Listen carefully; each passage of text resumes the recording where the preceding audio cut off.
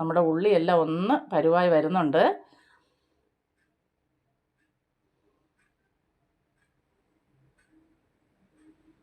അപ്പോൾ ഇടയ്ക്കൊക്കെ ഒന്ന് തുറന്നൊക്കെ ഒന്ന് ഇളക്കിയൊക്കെ കൊടുക്കുക.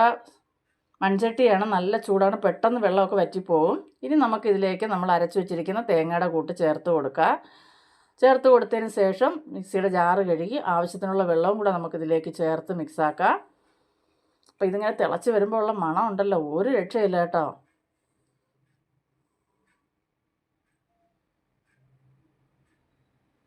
അപ്പോൾ നല്ലപോലെ ഒന്ന് മിക്സാക്കി കൊടുക്കുക. ഉപ്പൊക്കെ ഈ സമയം നോക്കിയിട്ട് ആവശ്യത്തിന് ഉപ്പ് ചേർത്ത് കൊടുക്കുന്നുണ്ട് ഞാൻ.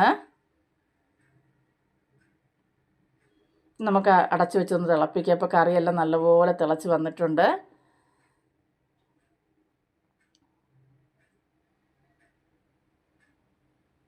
ഇപ്പോൾ കറിയൊക്കെ തിളച്ച് കുറുകി എണ്ണയൊക്കെ ഒന്ന് ഇതായി വന്നിട്ടുണ്ട് കണ്ടോ. ഇനി ഇതിലേക്ക് നമുക്ക് കുറച്ച് കറി ലീഫും കൂടെ ഇട്ട് ഇറക്കിയാൽ നമ്മുടെ അടിപൊളിയായിട്ടുള്ള നല്ല ടേസ്റ്റി ആയിട്ടുള്ള നമ്മുടെ ഉള്ളിത്തീയൽ ഇവിടെ റെഡി ആയിട്ടുണ്ട്. അപ്പോൾ ചോറിൻ്റെ കൂടെയൊക്കെ കഴിക്കാൻ പറ്റിയ നല്ല കിടിലനൊരു ഐറ്റം തന്നെയാണ്. അപ്പോൾ നിങ്ങളൊന്ന് ചെയ്ത് നോക്കുക. നിങ്ങളുടെ പ്രിയപ്പെട്ടവർക്കെല്ലാം വീഡിയോ ഒന്ന് ഷെയർ ചെയ്ത് കൊടുക്കുക. അപ്പോൾ ഇതിൻ്റെ ടേസ്റ്റ് നാവിൻ്റെ തുമ്പത്തുണ്ട് കേട്ടോ, അത്രയ്ക്ക് നല്ല ടേസ്റ്റും മണവുമാണ്. അപ്പോൾ ഇതുപോലെ ഇല്ലാത്തവർ ഒന്ന് ചെയ്ത് നോക്കാം കേട്ടോ. അപ്പോൾ ലൈക്ക് തരാൻ മറക്കരുത്. എല്ലാവരും വീഡിയോ കാണുന്നുണ്ട്, ലൈക്ക് തരുന്നില്ല കേട്ടോ.